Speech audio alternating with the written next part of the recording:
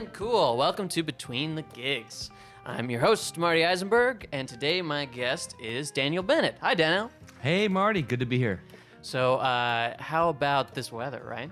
Dude, it's insane. And what I was just telling you, it's like, it's not raining and it's not snowing, so you don't get any of the blessing from that. It's just cold and wet. It's just a cold, wet mush outside. Cold, wet mush. And I started my day by going to the dentist just to make brutal. it more, it's beautiful, man. So like I was telling you, my dentist told me that a filling that was done 20 years ago, apparently fillings can leak. Yeah. I didn't know that. I just thought they do a filling and you're done. Yeah. No. So he wanted me to come. I came in this morning to the dentist at 9 a.m. and he put a cap over my tooth. So that's the excitement of my day.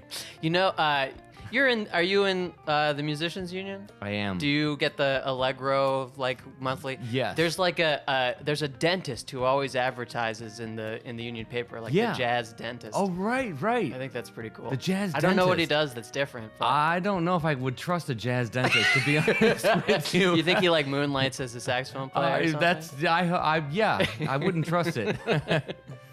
Okay, well, let's talk about. I'm gonna give everybody a little introduction to you. So Daniel is a fantastic saxophone player on the scene here in New York. He has weekly residencies at one of which is the Residence Inn in Times Square, where he hosts the experimental Tuesdays music series.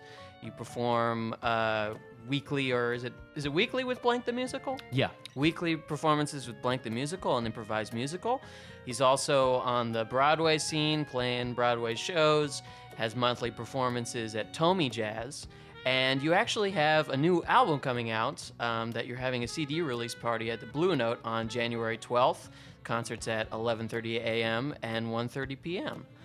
Tell me about this new record you got coming out. Well, the new record is actually the one that's kind of currently out right now. It's called We Are the Orchestra. We Are the Orchestra. Oh, yeah. Cool. That's awesome. Which I recorded with Mark Cochio. It's a funny name. It's called We Are the Orchestra, even though there's only two musicians on the album. So we recorded 16 instruments on this album. I did all the woodwind parts, flute, clarinet, oboe, piccolo. Mark Cochio did all the guitar, bass, mandolin, banjo, and we just went into the studio and put this craziness into a full-length album. Yeah. The album was conceived after we did a theater production at the Whitney Museum in New York City called Whitman at the Whitney. It was we played as a duo, and it was the poetry of Walt Whitman set to music. So that was kind of the conception of the album. That was about a year ago. And do some of the songs that you wrote for that performance make it onto the album, or is that a completely separate project? Probably about half of the songs on the album are from that. So two of the songs on the album are classical excerpts by Verdi. And the long story short, Walt Whitman was a huge fan of classical opera. Right. And also a fan of American bluegrass, kind of an odd combination. Right. So they wanted us to play sort of folky, modern jazz folk, but they wanted us to play a lot of opera themes for this particular show. So some of the themes didn't work for the album. It was just too much to try to force into an album. But two of the themes, theme from Ernani, and Il Trovatore, a theme from that opera, we were able to fit into the album. Yeah. So that's the short story. Yeah. Yeah. And was it all incidental music that sort of the poems were read over for the original performance? Yeah, so it's pretty wild. They actually were able to fit his poetry into a plot, so to speak. So they were able to line up his poetry and create sort of a plot. A lot of it centered around the Civil War. He had a brother who was in the Civil War, so he was very touched by what was happening. And so that was a lot of the themes that was in the show. But the music was incidental music. It was in the background. It was during scene changes. It was kind of all throughout the show. Wow, what an interesting and fun collaboration to be a part of. It sounds fantastic. It was fun, man, and we did it in one of the new wings at the Whitney Museum. Cool. And they have a new space that's been there for a few years. But at the end of the show, this big curtain behind the group opens up, and you can see the Hudson River. So it's just they did a really nice job with the layout.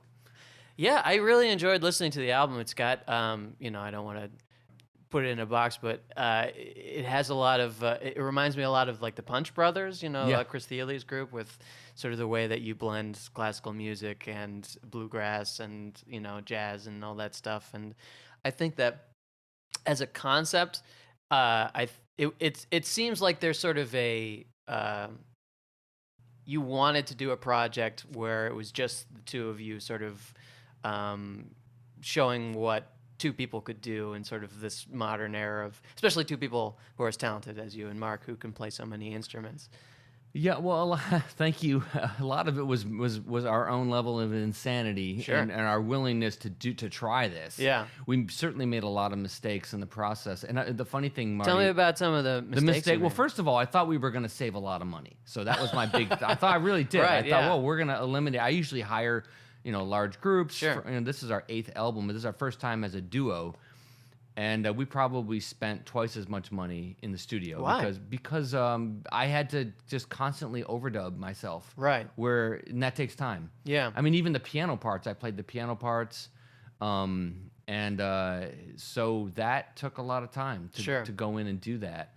And of course, other mistakes that we make are just just the humanness of, for instance, when we started, we were getting parking tickets the first time we played. Both of us did, because the first session was during New York problems. Yeah, New York problems. It was during a blizzard. Yeah. And again, we thought we would save money by recording at my producer's home studio in Hell's Kitchen. But the parking over there was just horrendous, and it was during a pretty heavy snow blizzard kind of thing. So that was a problem. And also just battling all the other problems that come up, trying to create a lot of sound when there's only two people, trying to continuously layer sounds and keep the energy of the recording. Yeah. So when we did it at the Whitney Museum, it was much easier because we had the built-in energy of the actors. That whole thing was there, but we didn't have that for the album. We didn't have the visual component. Sure. So we had to put in like extra energy. Getting back to, I'm just for my own curiosity, when you performed this music at the Whitney, was it just the two of you then as well? It was. And did you do it through loop pedals and things like that? We did not. So that was a little more stripped down. I doubled on, I think, 3 instruments, just changing out instruments live, and then. But it was never more than 2 instruments at a time. Exactly. And Mark just did banjo for that show. Oh, cool! Yeah. Wow. Yeah, it was pretty wild. It was, banjo and saxophone and Mozart and Verdi. Yeah, Whose idea was it to expand this idea of duo to like a 16-piece orchestra? But that was my producer's idea. Her name is MP Kuo. She's produced my last 5 records. Cool. And she said this would be great if you could keep it as a duo, and we could also, as a marketing thing, we could sell it as a duo album. Right. But I got to tell you, it takes a lot of effort to explain to people that it's a duo, because you can send it to people and they'll just listen to it and they'll just say, hey, okay, this is nice. It sounds like a 8 or 9 piece ensemble or something, and they miss kind of the point of it is that it's just 2 of us doing this. Yeah. So there were some marketing challenges with putting this out. Also, we were a little bit not sure how to market the Whitney Museum angle.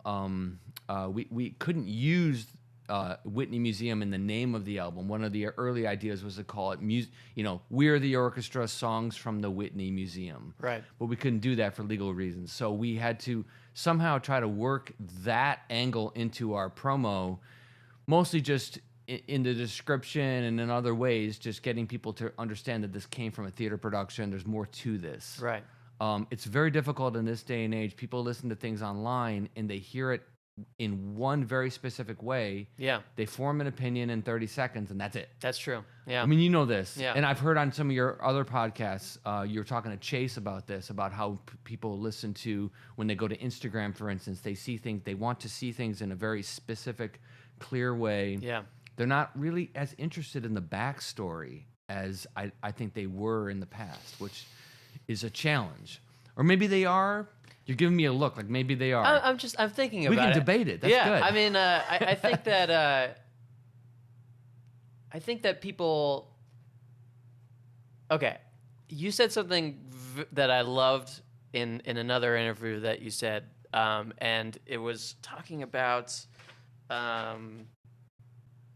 booking agents. Yeah. Because this is a little free throwing. I wanted to get into this a little later, but yeah. you used to work as a booking agent, and you were talking about the fact that what a lot of you liked musicians that were persistent in sort of getting in touch with you.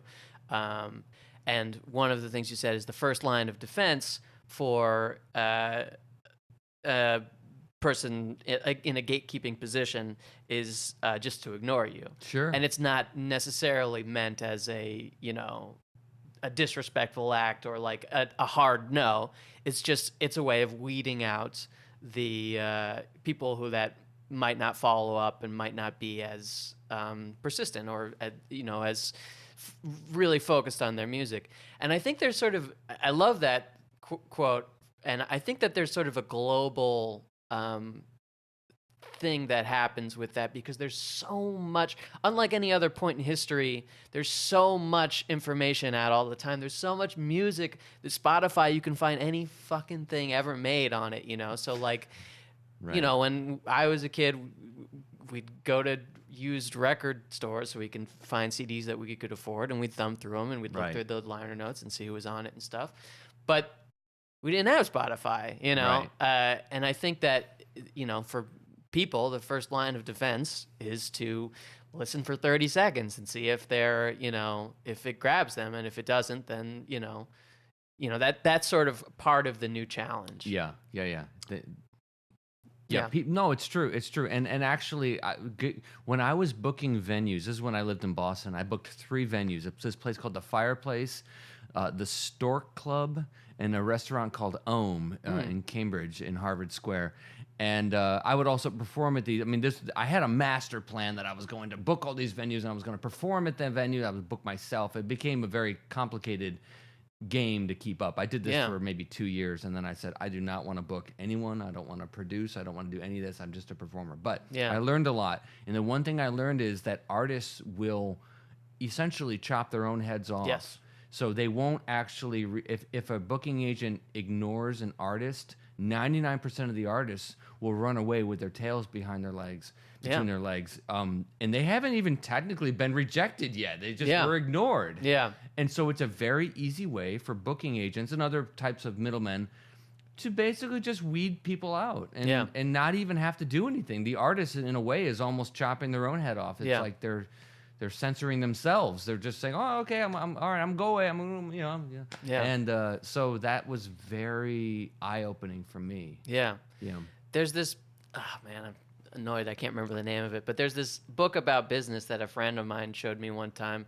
I think it's called like The Long Curve or something like that. Okay. And it's about this idea that when you start a project, you get the most in return from it. Like, it's a new idea, it's exciting, and as the project moves forward, you get less and less back from it, up until the point when you ultimately clear a hurdle and get that big momentum that you've been looking for. And most people, as they go through this set of hurdles, they get almost to the finish line, and then they decide to give up because, they haven't reached that level of success. Self-sabotage, man. Yeah. Self-sabotage. They do it to themselves. So we don't get feedback. I mean, I'm sure you feel this way too as an artist. We don't always get feedback. We're making a difference. I tell this to people everywhere. I tell this to my students. I teach at the New York Jazz Academy in Times Square.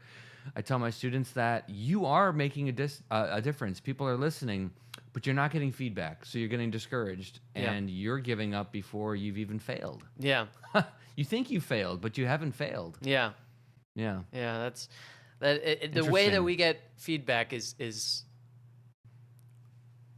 different these days, I mean, I think that I've listened to you talk about this before, and I love the, your wife works in HR, right? She does. Yeah, and you mentioned how people, maybe I should let you explain, but like when you work in an office, there's constant feedback from, your bosses and stuff. And that's actually what I love about working in theater too. Yeah. Because there's constant feedback in theater. Right.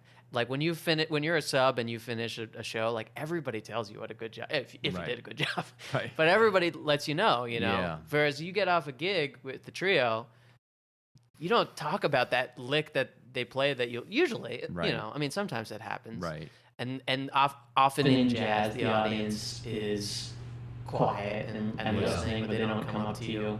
Right. I mean, think about it this way, Marty. Think about your absolute best teachers that you've ever had. They changed your life. When was the last time you actually wrote them an email and told them that? Yeah. Think about that. That's true. I mean, really. And so that teacher is not getting the feedback.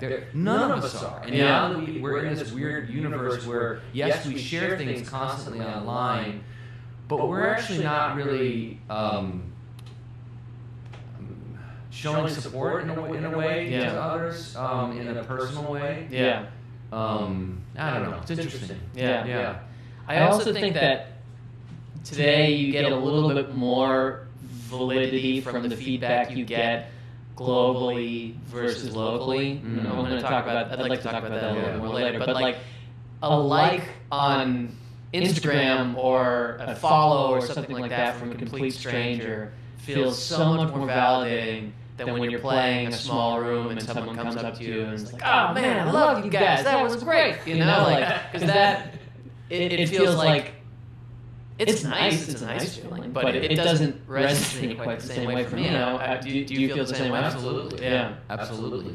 Our brains are being rewired right now, and we all really, and myself included, we have to do our best to resist that a little bit. Yeah. I mean, believe me, I love technology. It's beautiful what it can do. But our brains are getting rewired, and we're viewing each other differently. And your point is spot on. When you play a club date, and someone comes up to you and says, "That was just beautiful," and they're in tears. There's a cynical part of you that almost wants that person to say that on the internet. Yeah. I mean, it's great. Yeah. And that's terrible. It's a terrible thing to think. Sir, could you also post that on the internet too? Because that's a great quote. It's a horrible thing. I'm just speaking what we're all thinking. Yeah. It's like the human nature, and that's where we are in the culture now. That everyone wants to see it on the internet now. Yeah. Which is really sad. It kind of is. I mean, But it's a mixed bag. Believe me, there's some beautiful things that we can do with technology. Okay. Well, I wanted to talk to you a little bit about the gigs you do in town. Can you tell me a little bit more about the improvised music series you do at the Residence Inn?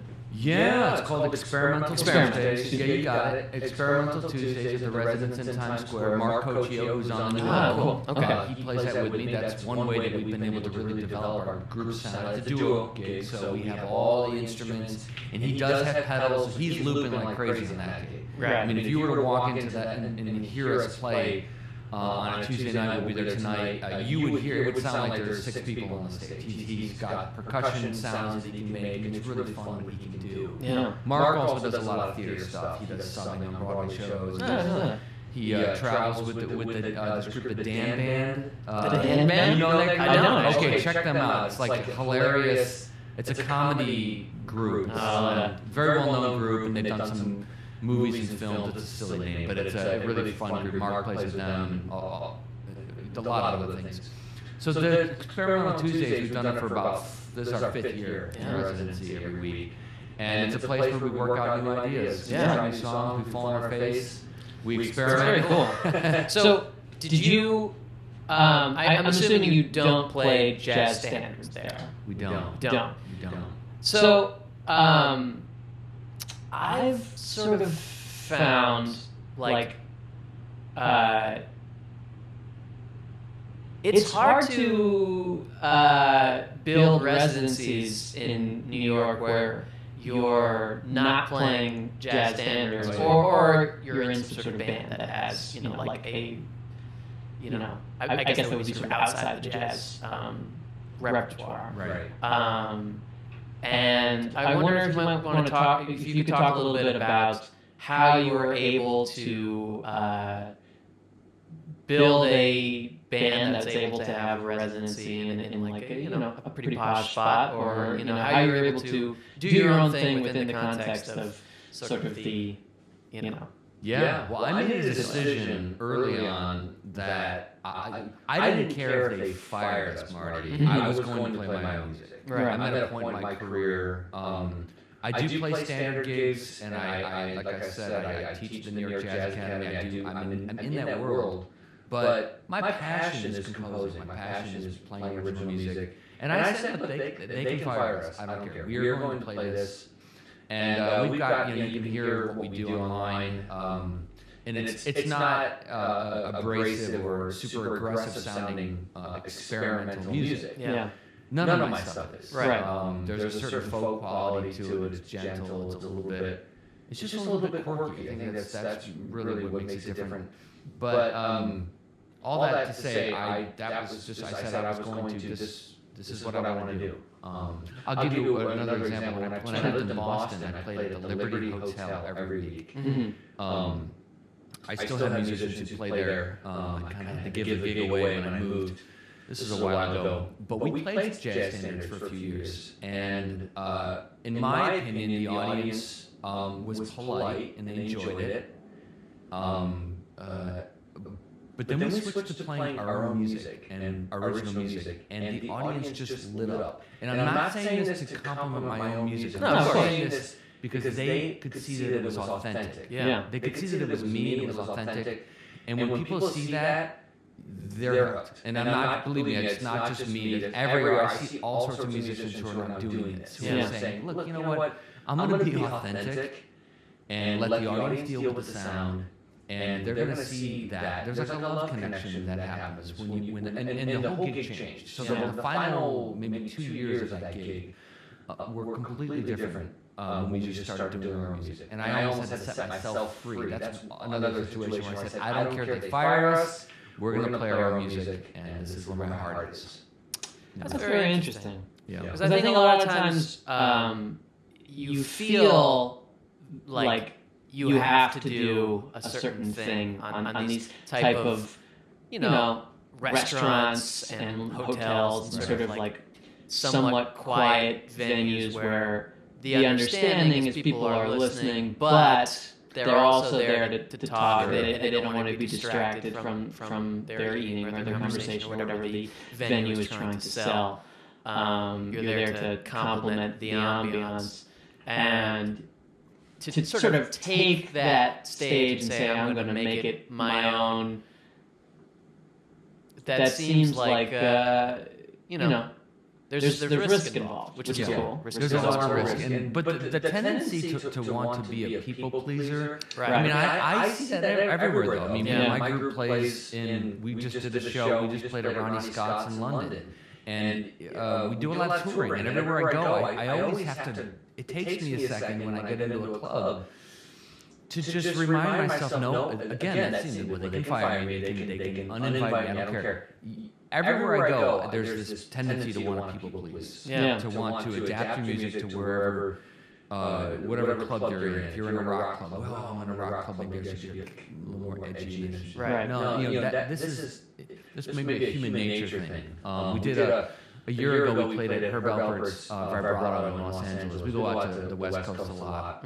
And a lot of the groups that were on the bill were very straight-ahead jazz. And this was a situation where I really had to say to myself, okay, Daniel, you gotta be you, man. Yeah. Because they're gonna see it if it's not authentic. I had to tell myself this. There seems to be it just depends on the venue. Would it have not been authentic if you had played like more of a jazzy repertoire? For me, it would not be. Yeah. Unless I absolutely chose. If I was in the right headspace. Yeah. And I said, look, we're gonna do a whole set of some standards, some Jobim, some bossa nova, some, I don't know. Right. I have those moments. Yeah. For me, the baseline is it authentic? And if that's the case, it might be jazz occasionally, it might not.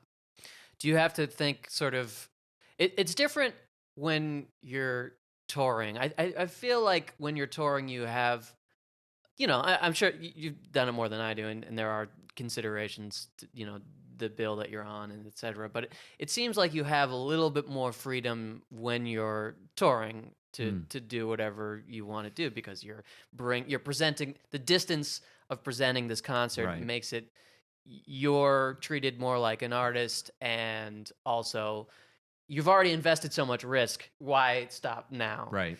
But like locally, doing gigs, like, do you ever have to feel like you have to make considerations in terms of like how loud you can be or how out you can be, or You know, you just don't worry about it? I think volume is more of an issue than playing out. Right. I mean, I'll be honest. I think audiences are pretty open minded. I mean, as long as you're playing something that has a nice groove and a nice sound and it's balanced, I find that audiences everywhere are very open minded. I mean, we've played gigs in the middle of nowhere. We just did a tour. We went from Kansas all the way up to Indianapolis, Cleveland. We were all out through the Midwest, played in Topeka, Kansas. Those audiences were awesome. Yeah. They were up for anything, man. That's cool. They were totally down for Yeah. it. So, if anything, the thing that I have to watch out for is the volume. That's Yeah. interesting you mentioned that, the volume and the mix. I travel as a trio, so there's no bass. Right. I Which feel I'll like- shake my finger at you I for, know, but- I know. I was gonna say this is getting awkward because I'm on a podcast with a great bass player. So okay, we'll discuss that one later. So we tour as just three of us: Right. drums, guitar, and loops, and then I do all the woodwinds. So we have to. The balance of the group is crucial. Can Yeah. they hear the loops? Is there enough low end in the guitar so that it at least feels warm as we're playing as a group? There are a lot of considerations. Yeah. And as you know, playing in clubs, you don't always get a long sound check. Yep, that's true. Yeah. You know, when we do, it's different everywhere we go. The biggest challenge, we do festivals. That tends to be challenging, very challenging. Playing outside with no Yes. bass. Yeah. Still trying to have some kind of a warm sound. So we have to always. There's a grand compromise that we have to do as a trio to kind of create this unit. It's very difficult. Yeah. Yeah. That's a fun challenge, though, I'm sure. Oh man, Yeah. never gets old. When we were in London, the first night we had a big sound check. We were there Yeah. for the London Jazz Fest. We did a big long sound check. We did the show. We did 2 nights at Ronnie Scott's, and the sound guy came up to us and said, "Okay, guys, you're good to go. Tomorrow, no sound check." He said, "We're gonna line check you for 1 minute, and that's Wow. it. No sound check." He said, "We got all of your levels are in place." Yeah. And of course, that happens a lot. That does, we're, yeah. it does happen. So we were You've got ready. a lot of acts. Right. So we were ready for it, but it's a delicate setup. My group is a very delicate setup. There's not 9 musicians or 10 musicians on stage making sound and filling in the holes. There's just 3 of us. Yeah. So if something is a little off with the balance, you notice it. Yeah. So it's very exposed. Yeah. It's very exposed. Believe me, I know. Sure. Yeah. I'm kind of curious a little bit about this Blank the Musical thing that you did. Yeah. So these are improvised musicals. Is it like a comedy improvisation, or is it dramatic? It's full on comedy, Yeah. man. It's the craziest thing you've ever seen. Yeah. So the show was actually created back in 2014. It was a joint collaboration of Second City in Chicago Cool. and Upright Citizens Oh, Brigade in great. New York. Yeah. So UCB. And we originally launched the show at New World Stages, beautiful off-Broadway stage. We were right next door to Avenue Q when they were there. And so this was like a serious theater production. Yeah. But talk about gutsy. So the whole thing was improvised. Yeah. It still is improvised. The actors make up the dialogue, the singing. Everything is made up on the spot. The audience creates the show on their smartphone. That's the crazy thing. So the audience has an app, and they answer all these questions before the show. Yeah. And it spits it into this computer. And so we have all this information, and we have to build a show based on their suggestions. The name of the show, I mean, it could be completely outrageous. Right. Certain lines of dialogue the audience is coming up with. Yeah. The main musical motif, there's 4 notes that the audience chooses that Oh, wow. we have That's to cool. work into the show. How big is the orchestra? There's just 3 of us. Cool. Yeah. There's that small group. This Yeah. is getting it's all about economics, Yeah. saving money. I think the more and- people you have in that situation, the more dangerous it becomes. But That's true. And actually, and believe me, that's a group that I wish they could have bass, but they actually can't because it would be impossible. Be hard to find it. To follow Yeah. each other. I mean, so Yeah. the pianist leads the show. Yeah. And the funny thing is, we've had a number of different pianists on this show. If you were to listen to any of these piano players, you would sit there and go, "Wow, these guys have perfect pitch." They're just right, but they don't, man. Really? And none of us do. Yeah, and that's the crazy thing. Yeah, we're just so in tune with each other. Yeah, I was talking about this with my New York Jazz Academy group last night. I coach a group in the city, and I was telling them a lot of listening actually involves staring at people, sure, looking at them, and just figuring out. I wonder what that guy or that girl's gonna do next. Yeah. Oh, where's their hand? Is he Is he going up to that high? I'm gonna go with him, and it's looking at each other. So I learned this from musical improv. Yeah. Improv comedy. They're always staring at each other. Yes. They're like glued to each other. It's not just ears. It's visual. Yeah. It's the weirdest thing. You know, UCB is actually kind of a hobby of mine that I've done from time to time. I'm a level 3 UCB, no big deal, dude. But good for you. I knew you were. I searched something about you when I met you today. I actually think, and I've had similar experiences, sort of relating improv comedy to jazz. But I actually think that it can be, for me, it's kind of a better metaphor for playing jazz than like the metaphor that I had in school, which is sort of storytelling. Like a lot of times people will say, to kids at least, you want your solo to be like a story, to tell a story. Right. But that's not whatever how it works. that means. You don't have one climax in a jazz solo. What playing jazz for me is all about is the game of it, and understanding the rules, and then the level of rules that can be built on top of it, and then playing off those rules together. Yeah. So like in improv comedy, you have like if in a 2-person scene, someone's going to come out and they're going to like present the absurd thing that, the scene is about. And the other person has to react to that by either becoming the straight man of the scene, meaning like sort of setting the reality, like, what, you can't wear that on your head. You can't make a fart machine, whatever it is. Or he can be like a peas in the pod type of situation where he's also part of this absurd thing that's happening. So like as a rhythm section player, when someone takes something out harmonically, it's sort of my decision whether I want to keep the framework of the harmony that the song is set in, so that the audience feels that tension, that contrast between the harmony that the person is laying on top of it, or if I want to go with him. And then, like there's a risk in that. I mean, I think that there's an instinct for young musicians when they hear someone do something, play a rhythm, play a polyrhythm, to like go with them and play that with them. And then everybody's playing da da ga ga ga ga, and it's not as interesting as if you can feel the two sides of the rhythm. Right. Or, when someone plays a line to fill the space of that line. Yeah, yeah. And then the other metaphor that I like is like, it was really interesting learning how just comedy works, and like, one of the things that happens when someone tells a joke is we're presented in a way by sort of a scary concept. And then when the punchline comes, it's... we see that it's absurd, and we feel relieved by that sort of scary thing that was in front of us. And that's tension and resolution. Yeah. Like that's the principles that are a part of, all these different kinds of art forms. Yeah, I like that you said the game, because the truth is the game is there already. The rules and the vibe is already there. It's naturally occurring. You don't have, as long as you're playing with like-minded people who are skilled on their instruments, it will naturally, the structure will find itself. Yeah.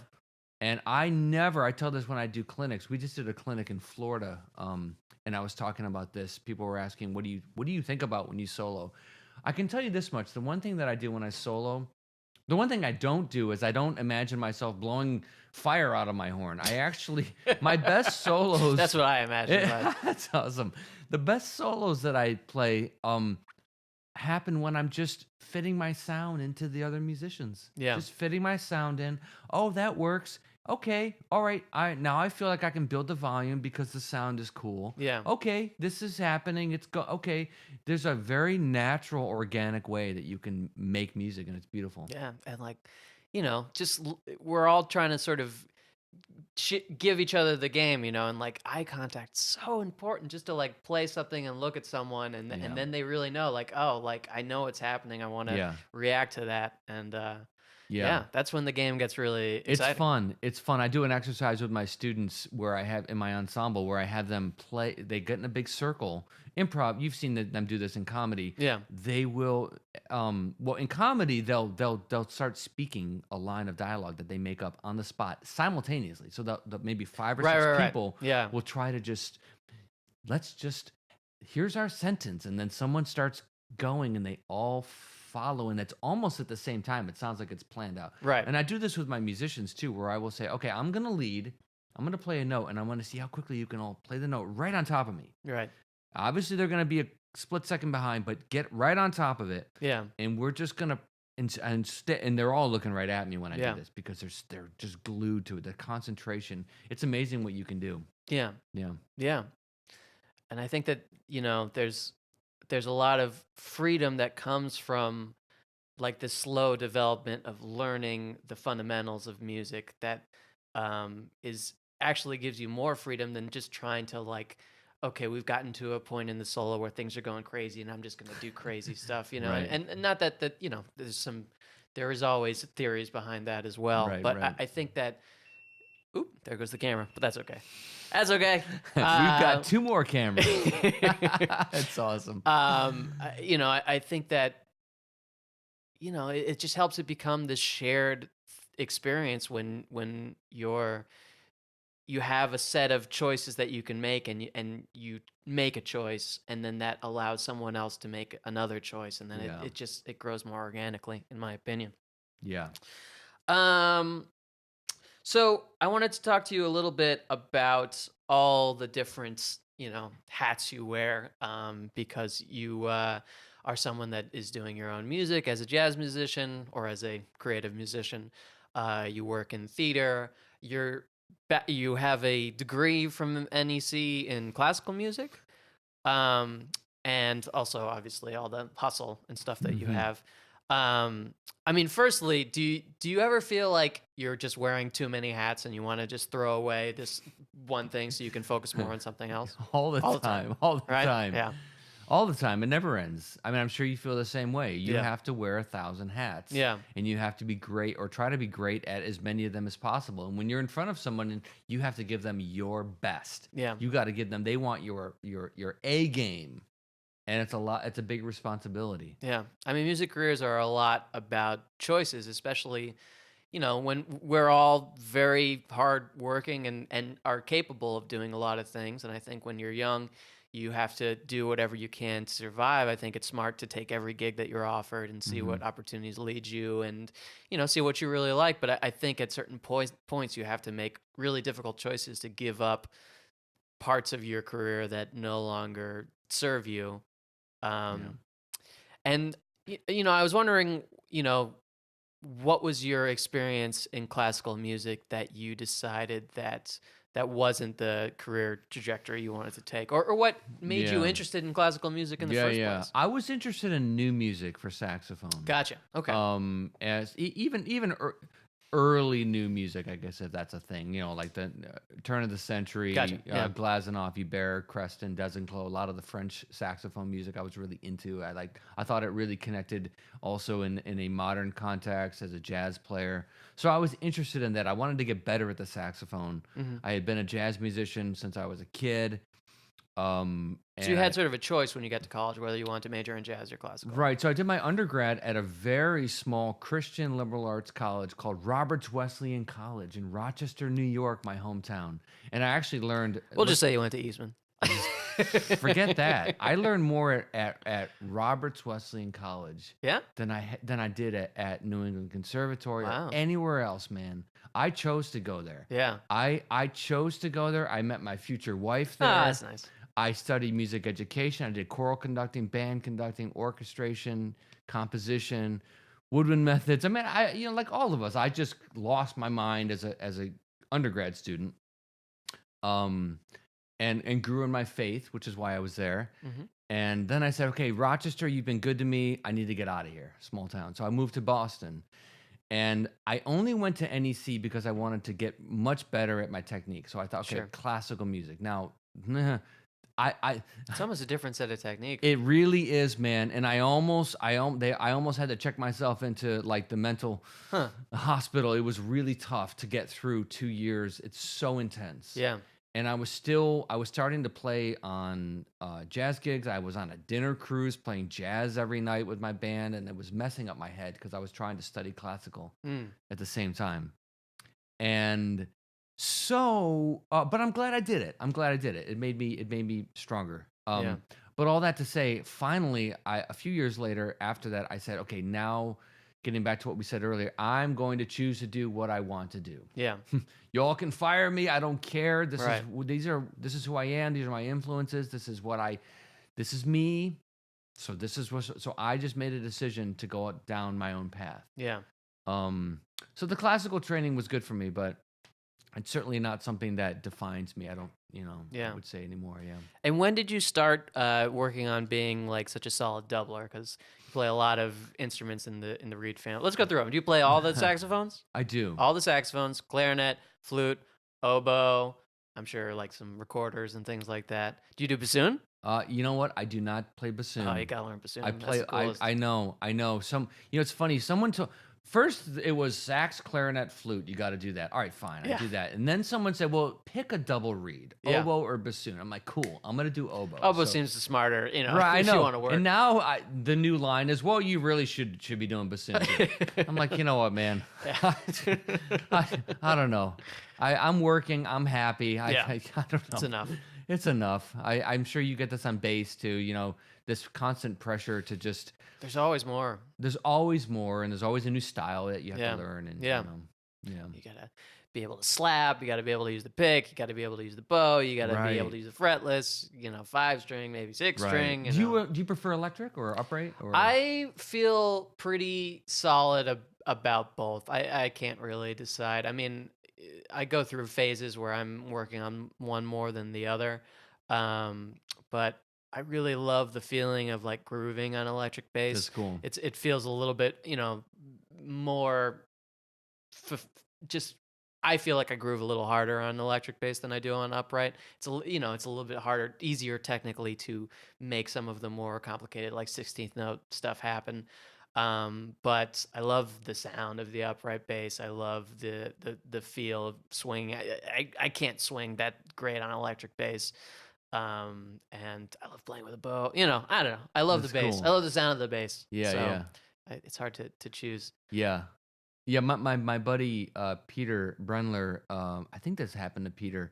His bass broke. Man, he was going up the escalator at 51st Street in Manhattan. You've probably been on that huge escalator, and with the he slant. got towards the top, and there's the slant, and just crack. Oh man! I'm 99% sure it had happened to Peter. So if it didn't, Peter, I'm sorry, it didn't happen to you. I don't know. I think happened to somebody. This was a couple years ago. He was posting about this online, and I just was like, wow, boy, bass players, they really have to endure. Every month, or a number of times a year, I see like YouTube videos of like basses being smashed at airports or like getting sucked under trains or like dude, it's such a sad. Well, my friend Eddie Kamovich, who's a bass player, his bass exploded. It exploded? The string broke. Oh, right, and right, the whole thing just exploded on the stage. That's kind of cool. I would like to see that. You can find YouTube videos of I'm that sure happening to people. When I was in high school, I was playing on the like bass that was in school, and the bridge just flung off.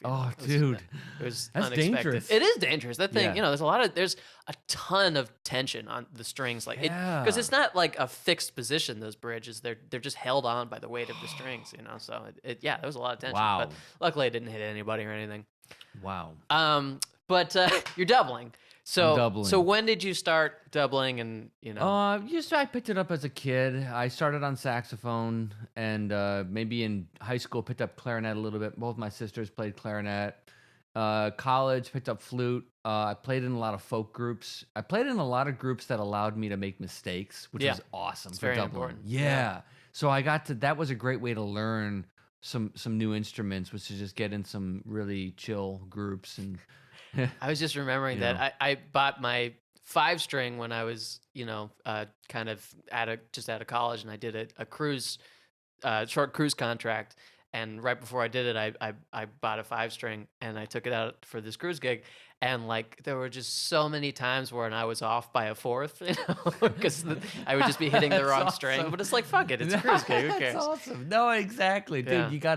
This is what we don't talk about enough. I mean, most of what we learn is just from making mistakes. Yeah, absolutely. I mean, I played some pretty hideous gigs coming up and just trying to get better at these instruments. Yeah.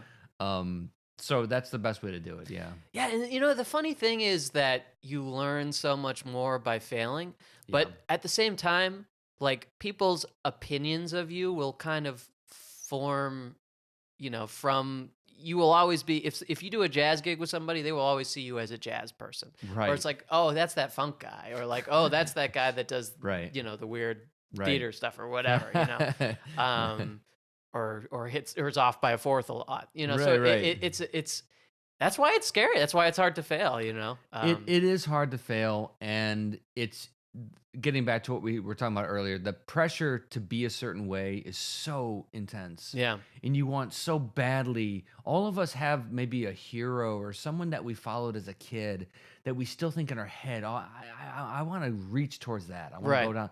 And we can't do Yeah. it, man. It's you have to be authentic. Yeah. It takes a lot of bravery. It's not easy, as you know. Yeah. Yeah. Reminds me of another a little bit of tangent, but when I was subbing at a Lion King, Yeah.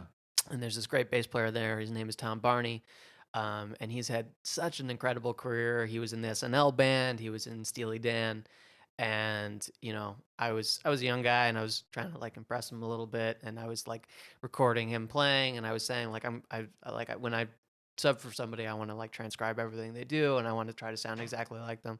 And he said like, man, you're never going to sound like me. Don't even try. Like, try to sound like yourself. That's and cool. it was, it's very true. It's true, man. I mean, it's not certainly something to be said for transcribing. It's important, but you got to be yourself. Even in a job where everyone expects you to be somebody else, you still have to be yourself. Right. And we're in an era. I still think in jazz there is just this horrible thing that's getting passed around throughout the different generations that we're supposed to constantly copy people, until we're blue in the face. Yeah. And it's not true. It's not authentic. The audience can see through it. It still gets passed down. I think it's getting passed down in music schools, especially. Well, this is interesting. Go on about that. What do you mean by exactly by copy people? There's just still an obsession with playing a certain way. Yeah. And copying, generally it's copying your teacher or something like that. Or Right. copying someone who made an impression on you in school. I mean, there are major music institutions that make millions of dollars off of students doing this. I mean, all they have to do, right now, Marty, as we're just talking, there's a kid signing a tuition check to go to Berkeley. Yeah. Yeah, how stupid is that, man? How dumb. This poor kid is going to get brainwashed, and he's going to get kicked out of there. And there's he'll get kicked out with a degree. They'll give him a degree. That's fine. He'll get maybe he'll take a selfie with Herbie Hancock at the commencement ceremony. Right, sure. And that's it, man. Yeah. And he's not prepared to really go out and be an individual and be fierce and create his own space and cultivate venues and do big things. And this is getting passed down and nobody speaks out. I speak out about it all the time. Nobody else does. Yeah. It's a scam. Sure, I went to music school and I forced myself to somehow use that training to make myself who I am today. But nothing magical happened in music school that just made me who I was. And there are thousands of people who are not going to music school who are crushing it right now. Yeah. And but it's a scam, and it's only happening in jazz. It's the worst. It's bad, man. Well, I'm not sure it's only happening in jazz. Yeah. That's a whole other discussion. Yeah. Higher education it's scary, man, what they're doing to kids. Yeah. They're freaking the kids out, man. They're filling them with this crazy information, and the kids have no way to survive when they got out of school, and they're in debt, man. They're paying hundreds of thousands of dollars. Yeah, that is a scary part of it. It is sort of crazy. I have very mixed feelings about this, to be honest, Yeah. but it is sort of crazy that we have so many jazz conservatories in this country, because there's not enough space Venues. for all of us. No, and, there's not enough money in it, Right, for even the right. ones that like get it to the top. Now, I think music schools are great if the student gets out and knows how to cultivate his own scene, his or her own scene. They Right. can build venues, they can tour. If they have the stamina to do it, but that's a small number of people. That's Yeah. a small number. I include myself in that. I'm a hard worker. I mean, Yeah. I don't mean to pat myself on the back, but I work late nights and I practice and I'm a hustler, just like you are. Yeah. So there's a few of us who went to music school who are using it in the right way. Yeah. But the vast majority of people at these music schools right now are not doing that. Yeah. And they're lost, man. And I feel bad for them. I feel sorry for their parents. Their parents are paying for this. Yeah. And, we could have amazing. I'm a positive thinker. We have so much potential to build new venues and to do big things. We're blessed in this country. There's great potential in the arts. Yeah. But it's scary. Go on Instagram, you'll see it. You'll see these guys Oh, I in their know. 20s, and they're dark. there feeling is real no depressed way. about it. If your future is just playing Coltrane licks in your basement for Instagram, man, and you paid someone at Berkeley to show you how to do that, man, you got duped. I'm sorry. That is some. Now, if that person has the skills to go out and like do it in real life, Yeah, at least they're that's on fine. Instagram. I mean, that is a an engine for success. If these they days, can but- leverage it, more power Yeah. to them. I mean, I'm on Instagram a lot. I love that platform. Yeah. If you can leverage it, but Yeah. if you're just down there in the basement living off mom and dad, Yeah. and that's your story, man, that scares me. Yeah, I mean,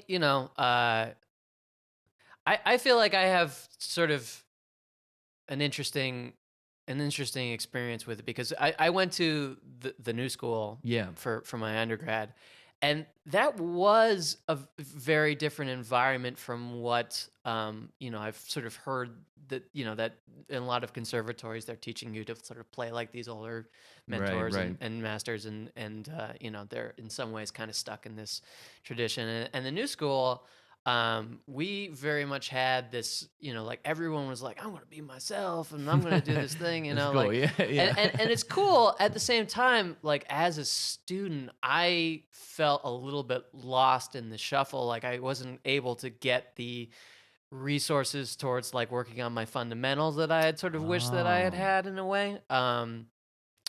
But at the same time, it's like the real lessons you learn that are the most important are when you get out of school and you start trying things and failing. I mean, that like you take a gig that you don't know if you can handle, Yeah. and then you either rise to the challenge or you Right, don't. or And you if you don't, that's as valuable a lesson. Yeah. At the same time, I do think there's something is important. I mean, maybe not worth the cost that it is of higher education, to be in an environment where you are pretty much only concerned about studying music because it's such a rare moment Yeah. in your life. Like we have so many other responsibilities, and I'm sure, like you feel the same way that there's some days you just wish you had a little bit more time to practice, or Speaking of response, since we're doing a live podcast, yes, I have to. No, just want to see what time. we are at 1:07. Okay, I have Yeah. to. We got to split. No, Okay. yep. Beauty of live podcasting, Yeah. folks. I actually had to pick up my kids at school. Yeah. But yes, because of the real world. Yeah. as Look you at this. say. Look at it's fucking happening right now. It's happening before our very Thanks eyes. a lot, higher education. And let me say this before people start like throwing things at their computers. I'm not against higher ed as long as the student can leverage it. I Right. believe if you can leverage your degree, man, then you're going to be a powerhouse and you're going to only help be a blessing to others. The problem That's, is, is that there's just so much more responsibility on, art majors to, if you go to accounting school, there's, like you learn how to account and then you have to apply yourself to get a job and do that job well. But it's like, it's a set path. And the path of artists is always much more complicated, and is sort of romantic in a way, and it's, it sounds better than like, having a boring job, but it comes with a set of challenges. Yeah. Yeah, but at the end of the day, look, there's beautiful things happening. Absolutely. People are revolutionizing the music, and that's the beauty of it, man. There are people who are completely bypassing the middlemen, the gatekeepers that we were talking about. It's beautiful. Yeah. With the internet, with podcasts, information sharing, it's happening. So I think it's great. Absolutely. And with that, we're going to let our guest Daniel Bennett go. Thanks for coming on the show. Thanks for having me. Just a reminder, you can catch his CD release party on January 12th at the Blue Notes at 11:30 and 1:30 p.m. Thank you so much for listening, and have a great week.